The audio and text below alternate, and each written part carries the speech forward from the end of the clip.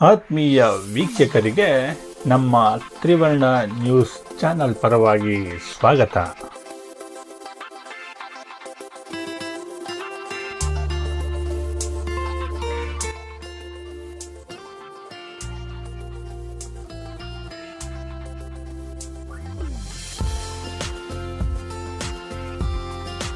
ಬೆಂಗಳೂರು ಗ್ರಾಮಾಂತರ ಜಿಲ್ಲೆಯ ನೆಲಮಂಗಲ ತಾಲೂಕಿನ ತ್ಯಾಮಗೊಂಡ್ಲು ಹೋಬಳಿಯಲ್ಲಿನ ಒಂದು ಗ್ರಾಮ ಮಣ್ಣೆ.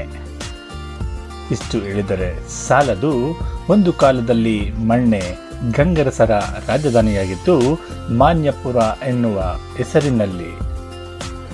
ಅದಕ್ಕೂ ಮುನ್ನ ರತ್ನಪುರಿ ಪಟ್ಟಣ ಎನ್ನುವ ಹೆಸರಿನ ಈ ಗ್ರಾಮ ಈಗ ಮಣ್ಣೆಮ್ಮನ ಆವಾಸ ಸ್ಥಾನವಾಗಿ ಮಣ್ಣೆ ಎಂದು ಕರೆಸಿಕೊಂಡಿದೆ.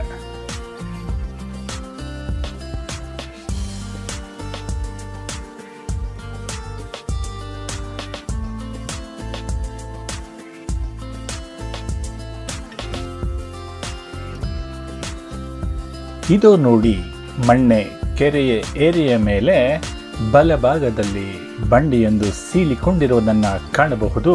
ಅದು ಬರೀ ಬಂಡೆಯಲ್ಲ, ಅಕ್ಕ ತಂಗಿಯರು ಎನ್ನಲಾದ ಸಪ್ತ ಶಕ್ತಿ ದೇವತೆಗಳು ಇಲ್ಲಿ ಜನಿಸಿದರೆಂದು ಇತಿಹಾಸವೇ ಇದೆ. ಇದೇ ಗ್ರಾಮದಲ್ಲಿ ಗಂಗರಸರ ಕಾಲದಲ್ಲಿ ನಿರ್ಮಾಣವಾದ ಕಪಿಲೇಶ್ವರ ಸ್ವಾಮಿ ದೇವಸ್ಥಾನ, ಅಕ್ಕ ತಂಗಿಯರ ಗುಡಿ, ಜೈನ ಬಸದಿ, ಸೋಮೇಶ್ವರ ದೇವಸ್ಥಾನ, ಸೂರ್ಯ ದೇವತೆ, ಹೀಗೆ ಹಲವಾರು ದೇವಾಲಯಗಳಿದ್ದು ಈಗಿನ ಮಣ್ಣೆಮ್ಮ ತಾಯಿ ದೇವಾಲಯ, ಆಂಜನೇಯ ಸ್ವಾಮಿ ದೇವಾಲಯ, ಚೌಡೇಶ್ವರಿ ಅಮ್ಮ ದೇವಾಲಯಗಳು ಸೇರಿ ಮಣ್ಣೆ ಒಂದು ಧಾರ್ಮಿಕ ದೇವಾಲಯಗಳ ಸಮೂಹವಾಗಿ ಮಾರ್ಪಟ್ಟಿರುವುದು ವಿಶೇಷವೇ ಸರಿ.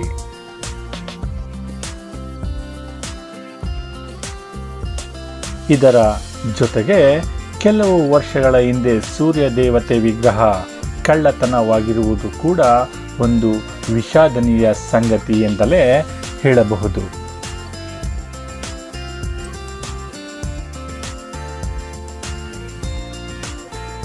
ಮಣ್ಣೆಮ್ಮ ತಾಯಿಯ ಆವಾಸ ಸ್ಥಾನವಾದ ಮಣ್ಣೆಯಲ್ಲಿ ಇದೇ 13/4/2025 ಭಾನುವಾರದಿಂದ 20/4/2025 ಭಾನುವಾರದವರೆಗೆ 8 ದಿನಗಳ ಅದ್ದೂರಿ ಜಾತ್ರಾ ಮಹೋತ್ಸವವನ್ನು ಆಚರಿಸಿಕೊಂಡಿದೆ.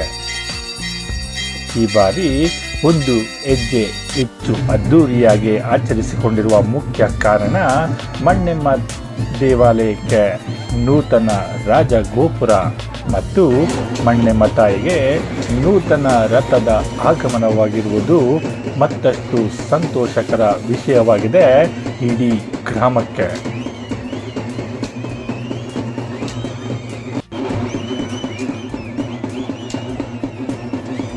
ದಿನಾಂಕ 17/4/2025 ಗುರುವಾರ ರಾತ್ರಿ ಮಣ್ಣೆ ಗ್ರಾಮಕ್ಕೆ ನೂತನ ರಥದ ಆಗಮನವಾಗಿದೆ.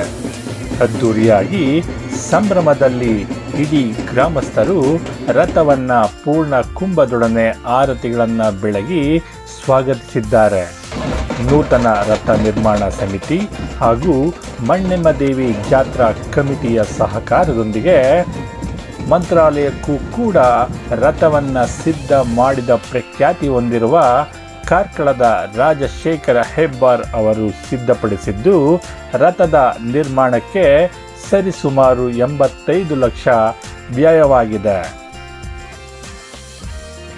ಸತತ 3 ತಿಂಗಳ ಶ್ರಮದಿಂದಾಗಿ ಮಣ್ಣೆಯ ಜಾತ್ರೆಯ ಸಮಯಕ್ಕೆ ರಥವನ್ನು ಕೊಟ್ಟಿರುತ್ತಾರೆ ರಾಜಶೇಖರ ಹೆಬ್ಬಾರ್ ಅವರು. ಮಣ್ಣೆಯಲ್ಲಿದ್ದ ಮೂಲ ಹಳೆಯ ರಥದ ಎತ್ತರ 28 ಅಡಿಗಳು. ಈಗಿರುವ ನೂತನ ರಥದ ಎತ್ತರ 29 ಅಡಿಗಳು. ಜೊತೆಗೆ ಕಳಸ ಸೇರಿ 31 ಅಡಿ ಎತ್ತರವಿರುವ ಈ ರಥವನ್ನು ಟೀಕು, ಮತ್ತಿ, ದೇವದಾರ್ ಮುಂತಾದ ಮರದಿಂದ ಸಿದ್ಧಪಡಿಸಲಾಗಿದೆ.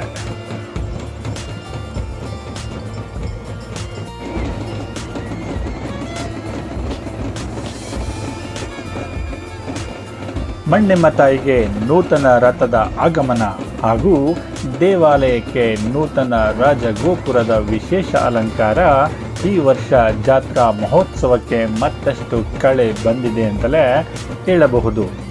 ಪ್ರತಿ ವರ್ಷದಂತೆ ಈ ವರ್ಷವೂ ಕೂಡ 8 ದಿನಗಳ ಜಾತ್ರೆಯನ್ನು ಅದ್ಧೂರಿಯಾಗಿ ಆಚರಿಸಿದ್ದು, ಪ್ರತಿದಿನ ಒಂದೊಂದು ದೇವರಿಗೆ ಧಾರ್ಮಿಕ ವಿಧಿ ವಿಧಾನಗಳೊಂದಿಗೆ ಭಾನುವಾರ ಚೌಡೇಶ್ವರಮ್ಮನಿಗೆ ಆರತಿಗಳು, ಸೋಮವಾರ ಸೋಮೇಶ್ವರ ದೇವರಿಗೆ ಬೆಲ್ಲದಾರತಿ, ಮಂಗಳವಾರ ಆಂಜನೇಯ ಸ್ವಾಮಿಗೆ ಆರತಿಗಳು, ಬುಧವಾರ ಊರ ಮಾರಮ್ಮನಿಗೆ ಉಪಾರ, ಗುರುವಾರ ಮಣ್ಣೆಮ್ಮನಿಗೆ ಆರತಿಗಳು, ಶುಕ್ರವಾರ ಮಣ್ಣೆಮ್ಮ ತಾಯಿಗೆ ಕೊಂಡೋತ್ಸವ, ಶನಿವಾರ ಬ್ರಹ್ಮರಥೋತ್ಸವ ಮತ್ತು ಭಾನುವಾರ ಜಾತ್ರೆಯ ಕೊನೆಯ ದಿನ ಸುಲಿಗೆ ಸೇವೆ ಮುಖಾಂತರ ಜಾತ್ರೆಯನ್ನು ಮುಕ್ತಾಯಗೊಳಿಸಲಾಯಿತು.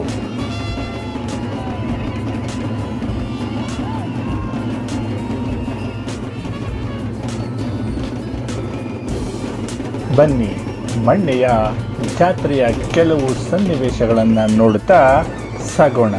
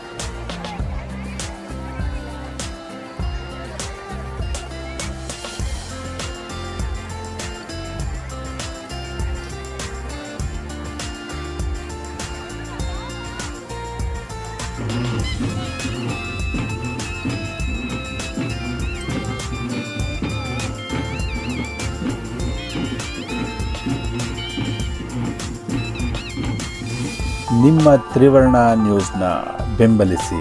ಧನ್ಯವಾದಗಳು.